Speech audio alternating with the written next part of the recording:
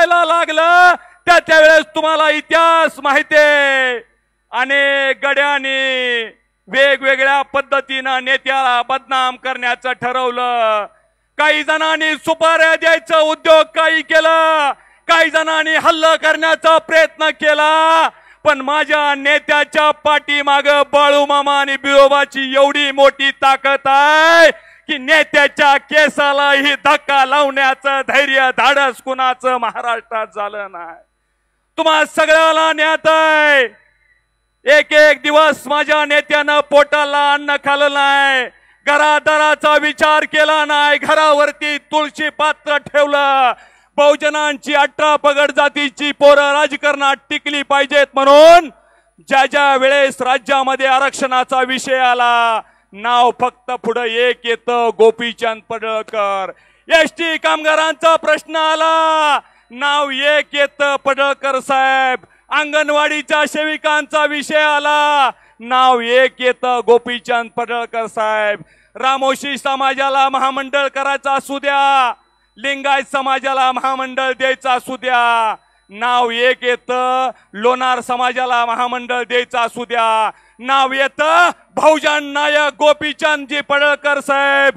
निश्चितपणे एमपीसीच्या विद्यार्थ्यांचा लढा लढत असताना याच वागानं महाराष्ट्रात अनेक अधिकारी घडवलेत, याचं तुम्ही साक्षीदार आहे. अरे या देशात गोमातेला दर्जा देण्यासाठी या महाराष्ट्रात बंदी असताना सरकारच्या छाताडावर उभा राहून महाराष्ट्रात पहिली बैलगाडी पळवणारा जर पट्ट्या कोण असेल तर त्यांचं नाव आहे गोपीचंदजी पडळकर. अहमदनगरचं नाव अहिल्यानगर करण्यासाठी जीवाची बाजी लावणारा पट्ट्या कोण असेल तर गोपीचंदजी पडळकर साहेब आहेत. साहेब, धनगराचं बोगस दाखलं रद्द करण्याचं काम तुम्ही केलं. महाराष्ट्रातला लोणारी म्हणतो पडळकर पाहिजेत, वंजारी म्हणतो पडळकर पाहिजेत, 18 पगड जातीची माणसं म्हणतात पडळकर शेठ या ठिकाणी पाहिजेत. निश्चितपणे या महाराष्ट्राला एक दिशा दाखवण्याचं काम केलं. खेड्यापाड्यातला पिंजल्याला गोरगरिबाच्या 18 पगड जातीच्या तरुणाला न्याय देण्याची भूमिका तुमच्या माध्यमातून झालं. तुमचं विधानसभेत भाषण ऐकताना गोरगरिबाची पालावरती राहणारी, ऊसतोडीला जाणारी माता भगिनींच्या अंगावरती सरसरून काटा येतो. एवढ्या वर्षात आमच्या व्यथा, आमचा प्रश्न कुणीच मांडलं नाहीत. या बहुजन नायकानं आम्हाला न्याय द्यायचा प्रयत्न केला. साहेब, तुमच्यावरती बिरोबा, मायाक्का, बाळूमामा बेहेत खुश आहेत. त्यांना माहिती आहे या कपाळाच्या भंडाऱ्याला किंमत या महाराष्ट्रात जर कोणी निर्माण केली असेल तर त्यांचं नाव आहे गोपीचंदजी पडळकर साहेब. तुम्हाला सगळ्याला माहिती आहे, डॉक्टर बाबासाहेब आंबेडकरांचं मराठवाड्या विद्यापीठाला नाव देत असताना या राज्यामध्ये खूप मोठी क्रांती झाली होती. दलितांची असंख्य पोरं त्या ठिकाणी प्राणाची आहुती दिली होती. पण माझ्या या बहुजन नायकानं उडी बोलण्यासारखं साहेब भरपूर आहे, पण एवढंच या ठिकाणी बोलतो. ज्ञानोबा माऊली नाही, मेघासारखं गरजन नाही, गरुडासारखी भरारी नाही, रावणा एवढी श्रीमंती नाही, रामाला पर्याय नाही. एवढंच बोलतो, थांबतो. जय हिंद, जय महाराष्ट्र, जय मल्हार. जोरदार टाळी झाली पाहिजे दादा लवठे यांच्यासाठी. टाळ्या बारामतीला पोहोचली पाहिजे. एकदा हात वरती, जोरदार टाळी दादा लवठेंसाठी. आणि या महाराष्ट्रात उद्योग उभा राहिला दिला त्या रतन टाटा काळाच्या पडद्याआड गेले. एक रत्न काळाच्या पडद्याआड गेलं. त्या रतन टाटांच्या फोटोचं पूजन करून आपण त्यांना श्रद्धांजली. अरे अच्छा, या कार्यक्रमाच्या निमित्तानं अहिल्यादेवींच्या मूर्तीचं पूजन होतं. बेडर रामोशी बेडर समाजाचं संघटन ज्या माणसानं उभं केलं त्या दौलत नानांचं मनोगत होईल, त्यानंतर अहिल्यादेवींची आरती होईल आणि त्यानंतर शेठ आपलं मनोगत होईल. एकदा जोरदार टाळ्या झाल्या पाहिजेत या दसरा मेळाव्याच्या निमित्तानं. हात वरती करायचे, दिसायला खूप छान दिसतं बघा सगळ्यांनी फिरून. येळकोट सतत छंद छंद छंद. रतन टाटांच्या फोटोचं पूजन या ठिकाणी. या रेट सावधान.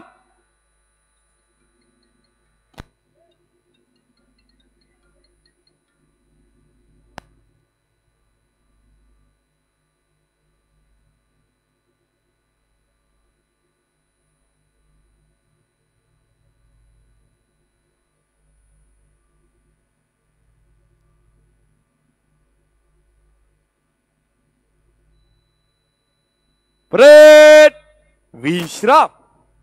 आणि यानंतर आपण सर्वांशी बोलताय.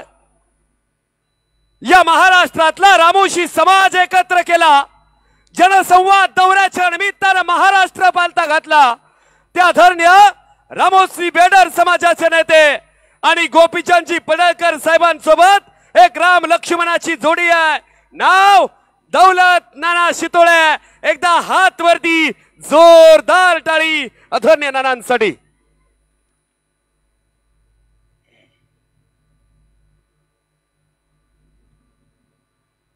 येळकोट येळकोट येळकोट येळकोट. बिरोबाच्या नावानं आज या बहुजनांच्या मेळाव्याच्या निमित्तानं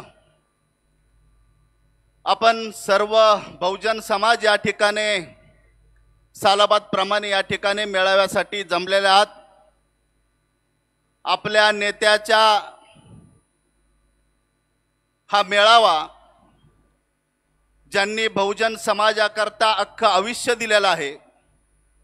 बहुजन समाजामध्ये अनेक 18 पगड जाती येतात, एकटा धनगर समाज नाही.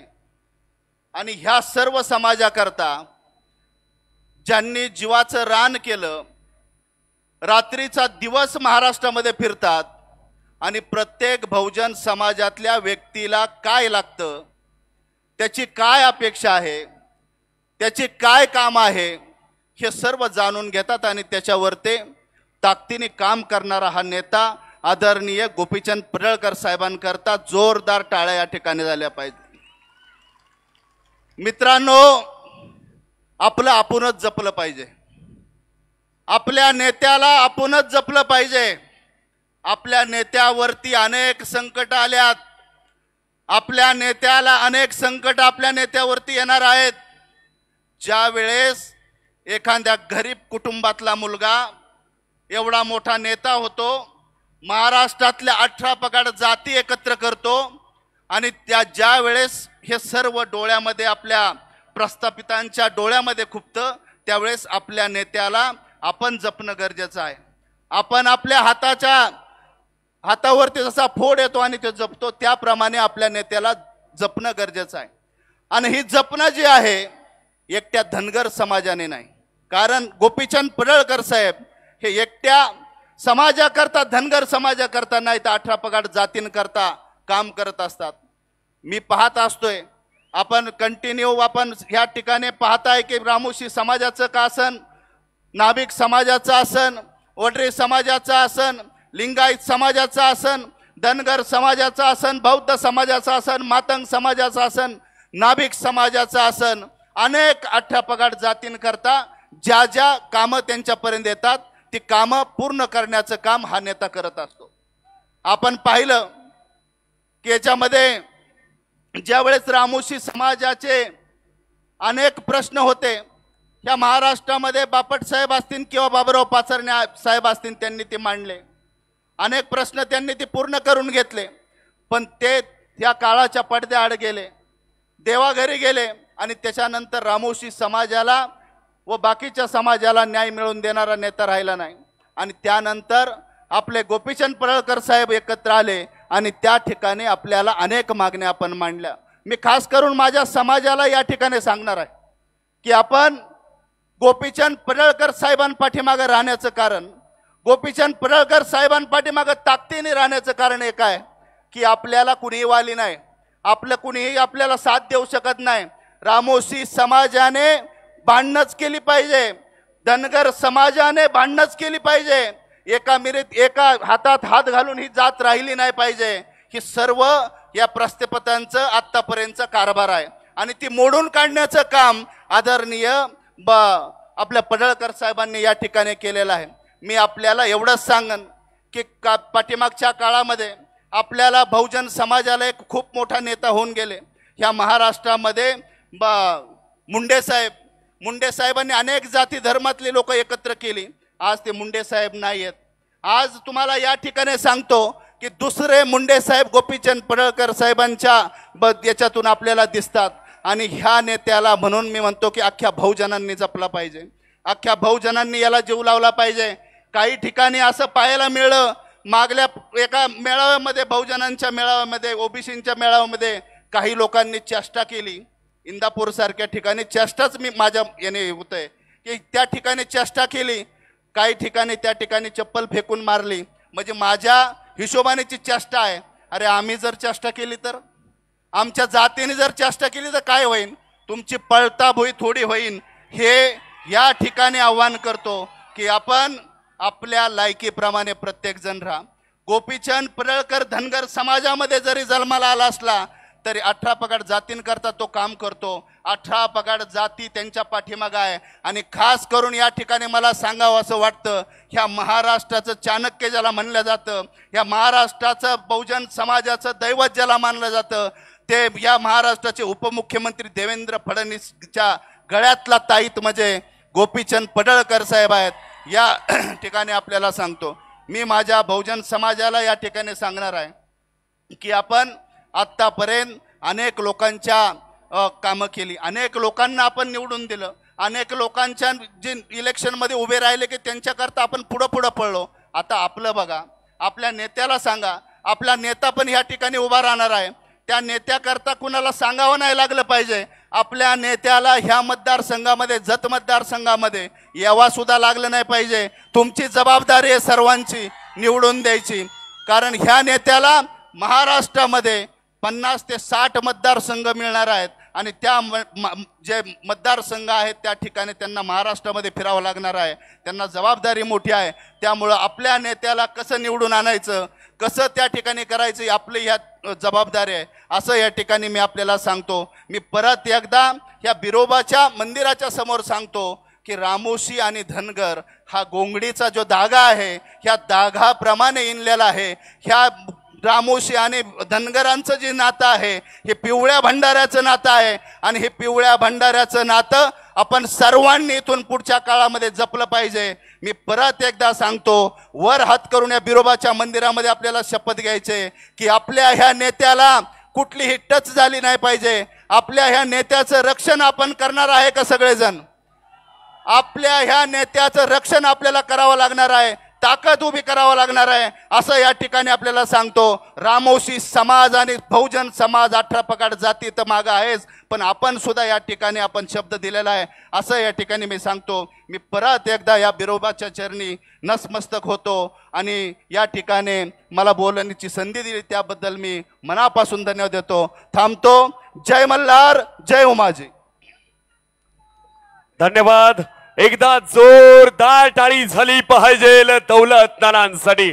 आणि यानंतर आपला बहुजनांचा नेता, आपला लोकनेता, वंचितांचा, शोषितांचा आपला आवाज गोपीचंद पडळकर साहेबांना विनंती करतो आपण मंचावरती या. बाकी अरेवाडीच्या बनातली एक स्वाभिमानाची टाळी, बहुजनांची टाळी, आपली एक कौतुकाची टाळी आपल्या गोपीचंद पडळकर साहेबांसाठी. आवाज कमी येतोय, आवाज पाहिजे.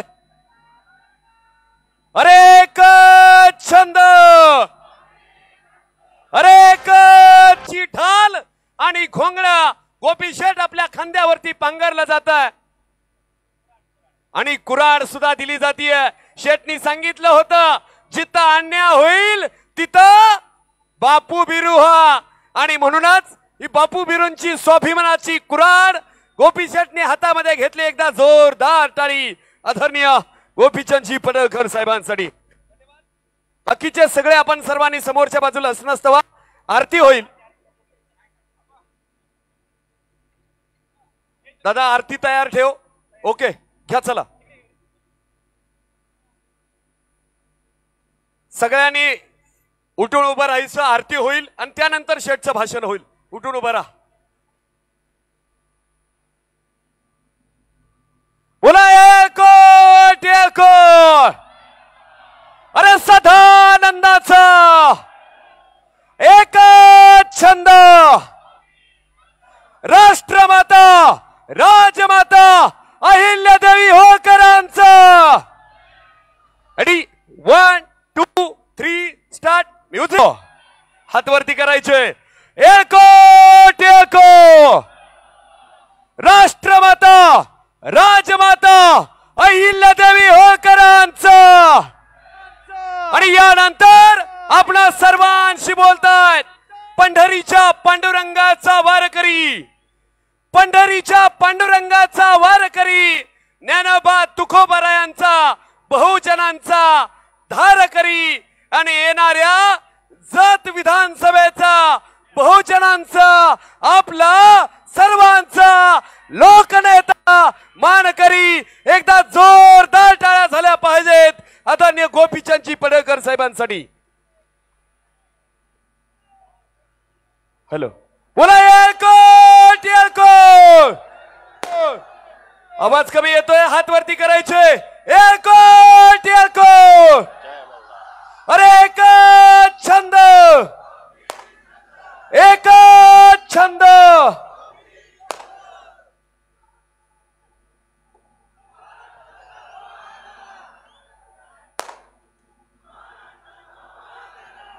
आज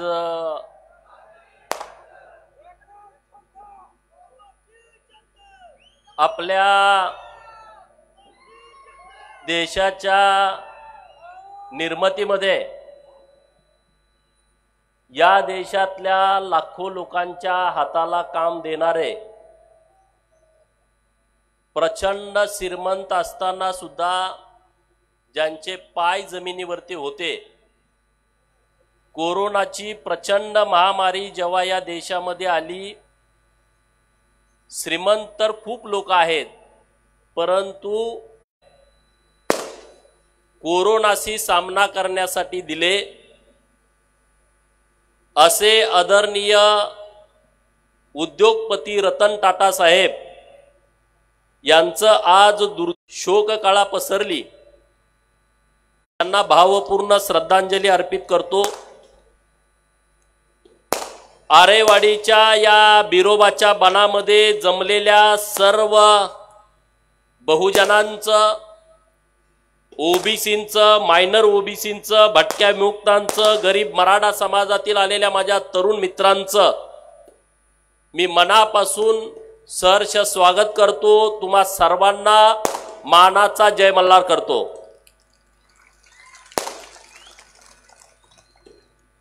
गेल्या अनेक दशकांपासून आपण ज्या गोष्टी जाताना आपला संघर्ष दिसतोय, दसरा मेळावा घेतोय. मी बिरोबा देवस्थान ट्रस्टचे अध्यक्ष, उपाध्यक्ष, सचिव, सर्व सदस्य मस्त यांचं मनापासून आभार व्यक्त करतो की तुम्ही, मी मनापासून धन्यवाद देतो, आभार. म्हणजे या महाराष्ट्रातला कर्नाटक आहे त्याच्याकडे आपण बिरोबाचे सगळे भक्त एका ठिकाणी आलो आहे. दौलत नानांनी त्यांच्या भाषणामध्ये सांगितलं, माझे मित्र शिवानंद हैबतपुरे साहेब आलेले आहेत. हे बघा, आपण कपाळावरती आडवा भंडारा लावतो. जो जो कपाळावरती आडवा भंडारा लावतो त्या मांडणी आडवी आहे. कोण चुकून आमच्या आडवा आला तर त्याला आडवा करण्याची क्षमता सुद्धा ठेवतो. हातात हात घालून गरीब मराठा समाजापासून क्षमता आपण आपली ठेवली पाहिजे आणि ती भूमिका घेऊनच बिरोबाच्या बनातून आपण आपल्या घराकडे गेलं पाहिजे. हे तुम्हाला मला कळकळीनं सांगायचं आहे. करणार की नाही? आता राजकीय शहाणपण आपल्या जवळ असलं पाहिजे. आज महाराष्ट्रामध्ये ओबीसी विरुद्ध मराठा समाज असा वाद पेटवलाय. मित्रांनो, यामध्ये मोठ्या प्रमाणात राजकारण होताना दिसतंय. ओबीसीतूनच आरक्षण पाहिजे. राज्य सरकारनं सांगितलं की ओबीसीतून आरक्षण देता येत नाही, पण तरी सुद्धा वाद निर्माण व्हावा यासाठी ओबीसीतूनच आरक्षण अशी मागणी महाराष्ट्रामध्ये केली जाते. मला महाराष्ट्रातल्या गरीब मराठा समाजाच्या मुलांना ही बाब निदर्शनास आणून द्यायची आहे की मित्रांनो, ओबीसीतून आरक्षण मिळाल्याच्या नंतर सर्व कल्याण होतंय असा जो गैरसमज पसरवलाय तो दादांत खोटा आहे. 2023-24ची जी महाराष्ट्र लोकसेवा आयोगामार्फत जी राज्यसेवेची परीक्षा घेतली गेली, ज्यामध्ये उपजिल्हाधिकारी, पोलीस उपअधीक्षक म्हणजे DYSP, तहसीलदार अशा ज्या क्लास 1 पोस्ट आहेत आणि त्याचा निकाल कधी लागला 26/9/2024ला. म्हणजे मी बोलतोय तुमच्या समोर 10 ऑक्टोबरला आणि हा निकाल लागलाय 26 सप्टेंबरला. म्हणजे 14 दिवसापूर्वी निकाल लागला. आणि निकाल काय आला? या निकालामध्ये पहिल्या 20 मुलांचा विचार केला तर पहिल्या 20 मुलांमध्ये ओपनचं मी सांगतोय, ओबीसीचं, एनटीचं, व्हीजेएनटीचं, SC STचं सांगत नाही, ओपनची मी लिस्ट सांगतोय, मेरिट लिस्ट. त्या ओपनच्या मेरिट लिस्ट मध्ये पहिली 16 मुलं ही ओबीसीची ओपन मधून आलेले आहेत. माझे सगळे मित्र मराठा समाजाचे इथं आहेत. ओपन मधनं ही मुलं आलेले आहेत. आणि महेश घाटुळे नावाचा घारगाव तालुका कळमचा पोरगा, हा धनगर समाजाचा पोरगा ओपनच्या लिस्ट मध्ये पहिला महाराष्ट्रामध्ये आलेला आहे, पहिला आलेला आहे. म्हणजे मराठा समाजाला जे सांगितलं जातंय की ओबीसीतून आरक्षण मिळाल्यानंतर आमचं कल्याण होणार आहे, अरे या ओबीसी घटकातली, एनटी मधली, भटक्या विमुक्तातली पोरं ओपनच्या मेरिट मध्ये 20 पैकी 16 आलेत. त्याची यादी मी तुमच्या समोर मांडतोय. 20 पैकी 16. मग तुम्ही गरीब मराठा समाजाला कशासाठी फसवताय? गरीब मराठा समाजाच्या मुलांना कशासाठी आशा लावताय? दुसरी यादी आली PSIची, पोलीस उपनिरीक्षक 2022चा पदाचा निकाल 19/9/2024ला जाहीर झाला. म्हणजे मागच्या महिन्यातल्या 19 तारखेला हा निकाल जाहीर झाला. आणि त्यामध्ये अमोल घुटुकडे नावाचा दिडभागवाडीचा, तालुका मान मधला, जिल्हा साताऱ्याचा एका मेंढपाळाचा पोरगा महाराष्ट्रामध्ये ओपन मेरिट मध्ये पहिला आलाय, ओपन मेरिट मध्ये पहिला आलाय. म्हणजे मी सांगतोय काय की पहिली जर 20 यादी काढली PSIची तर ओपन मेरिट मध्ये ओबीसींची, मायनर ओबीसींची, भटक्या विमुक्तांची पोरं 10 मुलं PSI झालेत. पहिल्या लिस्ट मधलं सांगतोय 10 जण 20 मधलं. आणि म्हणून जो संभ्रम महाराष्ट्रामध्ये तयार केला, मराठा विरुद्ध ओबीसी वाद गावगाड्यामध्ये तयार केला, तर तो अनाठायी वाद ज्या लोकांनी लावलाय त्या लोकांनी मराठा समाजाचं नुकसान करू नये, मराठा समाजाचं मात्र करू नये, एवढंच मला या मेरिट लिस्टच्या माध्यमातून महाराष्ट्रातल्या लोकांच्या समोर आणायचं आहे. आज आपण आरेवाडीच्या बनामध्ये सगळे आला, ना तुम्हाला गाडी पाठवली, ना तुम्हाला घोडं पाठवलं, ना तुम्हाला पैसे दिले. तुम्ही सगळे उत्स्फूर्तपणे इथं आलाय. यामध्ये माझा स्वार्थ नाही आहे. यामध्ये आपला स्वार्थ हाच आहे की जर तुम्ही संघटित झाला, जर तुम्ही एकत्रित आला, तर तुम्हाला या महाराष्ट्रामध्ये नेमकी भूमिका काय घ्यायची याची जाण येईल. एकमेकांना तुम्ही भेटताय. आता तुम्ही सगळे बसलाय, तुम्ही एका गावातले नाही, तुम्ही एका तालुक्यातले नाही, तुम्ही एका जिल्ह्यातले नाही, राज्यातल्या कानाकोपऱ्यातून काही ना काही घटक इथं या मेळाव्यासाठी आलाय. आणि तोच माझा स्वार्थ आहे की तुमच्या भेटीगाठी झाल्या पाहिजेत, तुमच्या ओळखी पाळखी झाल्या पाहिजेत, तुमचं एकमेकांशी बोलणं झालं पाहिजे, आपण काय नेमकी राजकीय भूमिका घ्यायची याच्यावरती तुमची चर्चा झाली पाहिजे. यासाठी हा दसरा मेळावा आहे. आणि तो दिवसेदिवस वाढत चाललाय, दिवसेदिवस. फक्त आम्ही तारीख जाहीर केली, आरेवाडीचे सगळे पुजारी या ऑफिसमध्ये बसून आम्ही एक बाईट दिली, सांगितलं की 10 तारखेला 4 वाजता आपल्याला दसरा मेळावा घ्यायचा आहे. आणि तुम्हाला कुणी फोन केला नाही, तुम्हाला कुणी यायलाच पाहिजे असं अजिबात सांगितलं नाही, तरी तुम्ही इतक्या मोठ्या संख्येने आलाय. मी विश्वासानं सांगतो, जर अशी ताकद वाढत गेली तर एक दिवस महाराष्ट्राच्या राजकारणाचं केंद्रबिंदू हा आरेवाडीचा बिरोबा बन ठरेल. हे केंद्रबिंदू ठरेल. आणि ते केंद्रबिंदू ठरवण्यासाठी तुम्ही सगळ्यांनी एकत्रित आला पाहिजे, एक जीव झाला पाहिजे, ताकदीने एकत्रित आला पाहिजे, आपली भूमिका मांडली पाहिजे, आपण आपल्या विषयावरती बोललं पाहिजे. जोपर्यंत तुम्ही तुमच्या विषयावरती बोलणार नाही तोपर्यंत तुम्हाला कुणी न्याय देईल अशी परिस्थिती महाराष्ट्राच्या मातीमध्ये नाही मित्रांनो. आणि म्हणून हे सगळे विषय तुम्ही समजून घ्या. बीके कोकरेंनी जी संघटना स्थापन केली होती महाराष्ट्रामध्ये, त्या संघटनेचा बारामतीच्या बांडगुळांनी माती केली, खून केला, राजकीय खून केला. नंतर बीके साहेबांचा मृत्यू झाला. अरे तो मृत्यू मी समजत नाही, तो राजकीय खून समजतो. बीके कोकरेंच्या काळामध्ये एवढी यंत्रणा नव्हती, आपण एकत्रित येऊ शकत नव्हतो, ताकदीने त्या विषयावरती बोलू शकत नव्हतो. पण आता ती परिस्थिती नाही आहे. आता तुमच्याकडे सगळ्या सोशल साईट आहेत, तुम्ही त्याच्यावरती व्यक्त होऊ शकता, त्याच्यावरती बोलू शकता, तुम्ही तुमची भूमिका मांडू शकता. आणि म्हणून बीके कोकरेंचा ज्यांनी राजकीय घात केला, त्या लोकांचा घात करण्याची वेळ आता आपल्या समोर आलेली आहे. आणि म्हणून जो महाराष्ट्रातला प्रस्थापित आहे, त्या प्रस्थापिताला गाडण्याची भूमिका तुम्ही आणि आम्ही सगळ्यांनी ठेवली पाहिजे. तुम्ही जर ती भूमिका ठेवणार नसाल तर तुम्ही पुढे काय करू शकत नाही. एकटा गोपीचंद काय करू शकत नाही. तुम्हाला बोलतोय, आम्ही ऐकतो आणि जातो. तुम्ही त्या भूमिकेवरती आलं पाहिजे. गरीब मराठ्याचं पोरगा असू द्या, त्याच्या पाठीमागे ठामपणे उभा राहावा. पण प्रस्थापिताला खोल खड्ड्यात गाडण्यासाठी जे जे करावं लागेल ते तुम्ही करण्याची गरज आहे. आणि ते तुम्ही सगळ्यांनी ताकदीनं केलं पाहिजे. ही माझी तुम्हाला सगळ्यांना विनंती आहे. जमल की नाही जमल? जमल की नाही जमल? तुम्ही सगळ्यांनी निवडणुकामध्ये तिकीट मागा. गरीब मराठ्यांच्या पोरांनी तिकीट मागा, ओबीसीच्या, मायनर ओबीसीच्या, भटक्यांच्या पोरांनी तिकीट मागा. जिथं जिथं तुम्हाला लढायला संधी मिळेल तिथं तिथं तुम्ही लढलं पाहिजे. जो लढतोय त्याच्या पाठीमागे उभा राहायला पाहिजे. नाहीतर लढा म्हणजे सगळ्यांनी जाऊन अर्ज भरा असा त्याचा अर्थ होत नाही. ज्याची निवडून येण्याची क्षमता आहे त्याच्या पाठीमागे उभा राहावा.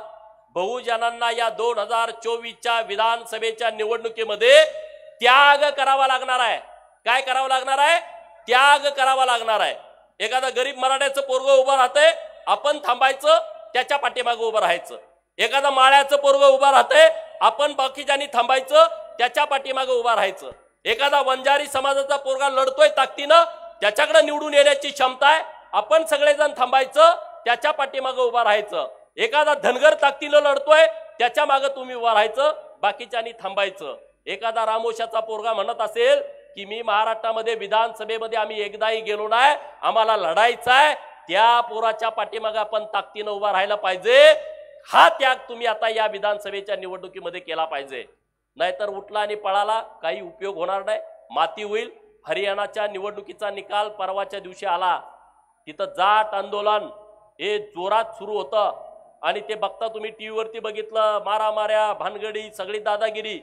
तिथला ओबीसी, तिथला मायनर ओबीसी एकत्रित आला आणि त्यांचे काँग्रेसचे तिथले मनसुबे त्यांनी उद्ध्वस्त करून टाकले आणि राज्याचा निकाल बदलला. आपली निवडणूक आता पुढच्या महिन्यामध्ये येते.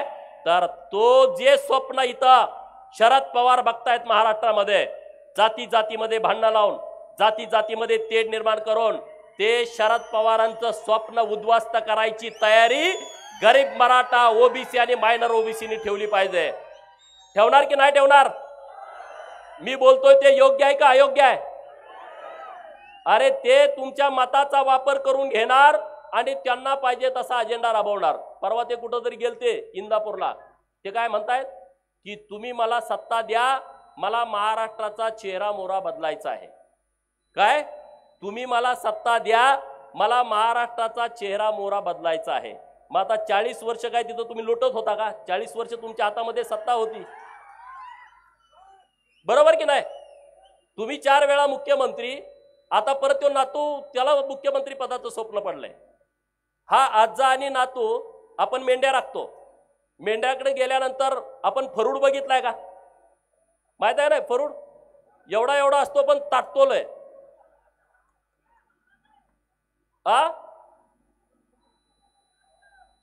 ह्या फरडासारखी यांची तरा झालेली आहे.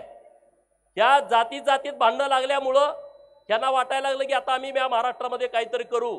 पण ते तुमचं स्वप्न, गावातले सुतार जरी एकत्रित आले, हे नीट ऐका, एका विधानसभा मतदारसंघामध्ये गावात सुताराची 2-4च घरं असतात आणि अख्ख्या मतदारसंघाचा हिशोब केला तर ती 500 घरं निघतात. लोहारांचा हिशोब केला तर ती 500-1000 घरं निघतात. सोनाराचा विचार केला, कुंभाराचा विचार केला तर ती 500-1000 घरं असतात. यांना जरी जुळवलं तर महाराष्ट्राचं राजकारण बदलण्याची ताकद सोनार, सुतार, लोहार, कुंभार या छोट्या मायनर 4 जातीमध्ये आहेत. तुम्ही जर सगळे एकत्रित आला तर तुम्ही काय करू शकताय याचा विचार तुम्ही करा. स्वतःची ताकद स्वतःला कळत नाही, त्याला दुसऱ्याला सांगावं लागतं, अरे तू ताकदवान आहे, तुझ्यामध्ये मोठी क्षमता आहे. अरे तुमच्यामध्ये प्रत्येकामध्ये प्रचंड मोठी क्षमता आहे, प्रचंड मोठी ताकद आहे. ती ताकद तुम्ही विसरू नका. ती सगळी ताकद एकत्रित करा. गावात गेल्यानंतर सगळ्या लोकांना एकत्रित करा, एकजूट करा. दसरा आहे आता 12 तारखेला. दसऱ्याच्या दिवशी तुम्ही सगळ्या लोकांना जाऊन भेटा, गरीब लोकांना जाऊन भेटा आणि त्यांना सांगा की आपल्याला राजकीय दिशा आता बदलवायची आहे. या सरकारमध्ये मी आमदार म्हणून तुम्ही मला पाठवला, अनेक गोष्टीचा आम्ही पाठपुरावा केला आणि सरकारनं सुद्धा खूप सकारात्मक प्रतिसाद दिला. ओबीसींच्या साठी 12 लाख घरं, मोदी आवास, घरकुल योजना. कधी कुठल्या सरकारला वाटलं नव्हतं की ओबीसीला घरकुल द्यावं.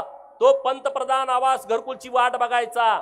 या वर्षी 3 लाख ओबीसींना घरं दिली, त्यांची घरं बांधायचं काम सुरू आहे आणि दुसरी 3 लाख घरं देण्याची प्रक्रिया सरकारच्या माध्यमातून सुरू आहे. या 4 वर्षामध्ये 12 लाख घरं ओबीसींना द्यायची आहेत.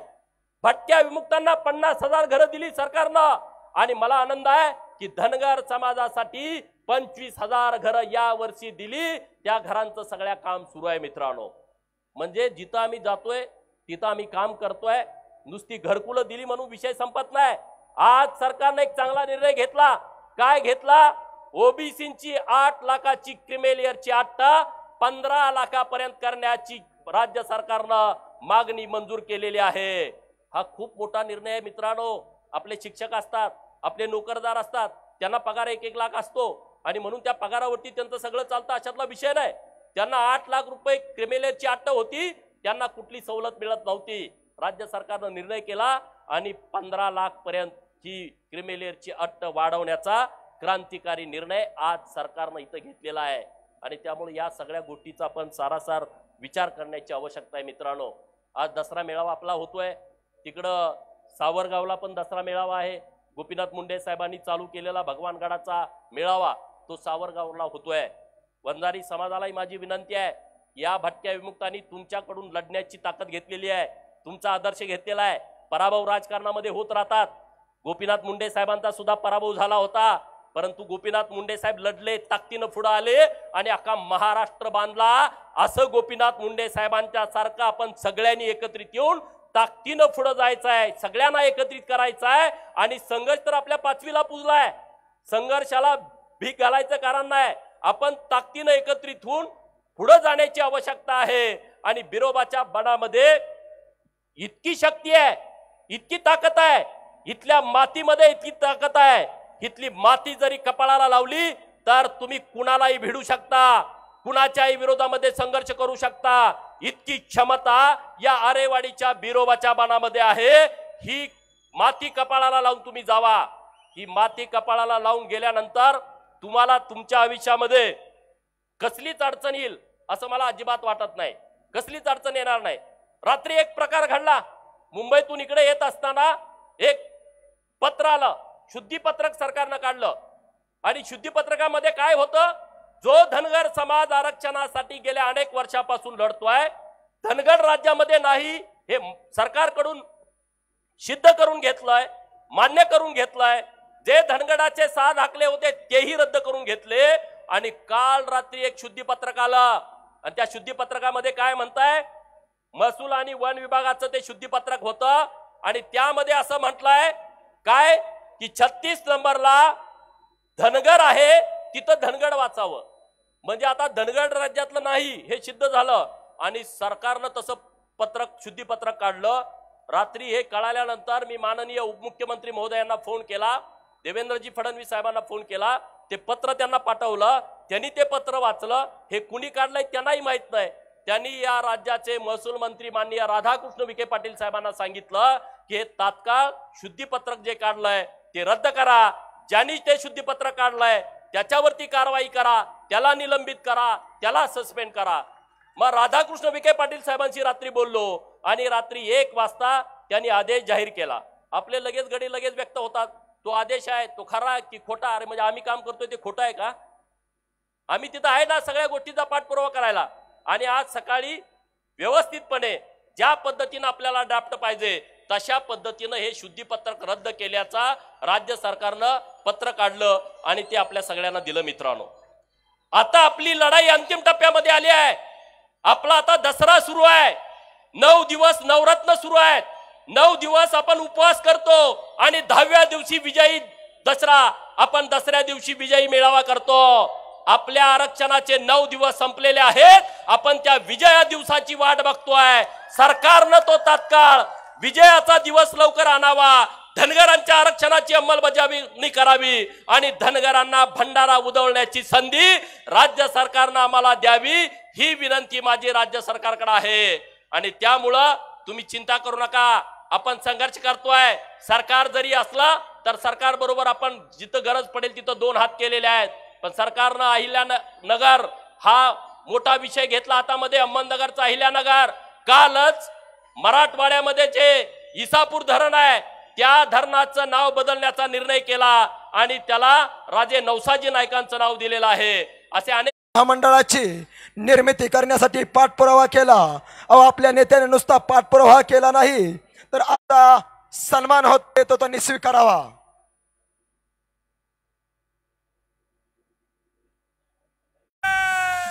एकच छंद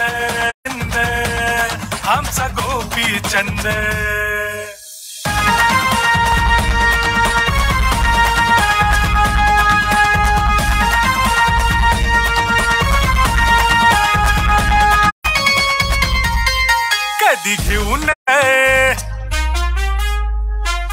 कधी घेऊन गजीचा ढोल, असं ओळखून मातीचं मोल अंड्यावर घालून पटका मारतोय फटका न्यायाच्या मुळावर. आमदार साहेबांना वेळेअभावी भाषण आपली आरती चालू झाल्यामुळं आटोपतं घ्यावं लागलेलं आहे. तरी सुद्धा साहेबांनी आपल्या ह्या देवस्थानसाठी 2 कोटी रुपये मंजूर केलेले आहेत. 4 दिवस झालं आणि 8 दिवसाचा निधी मंजूर केलेला आहे. त्याचप्रमाणे पाटील यांनी सुद्धा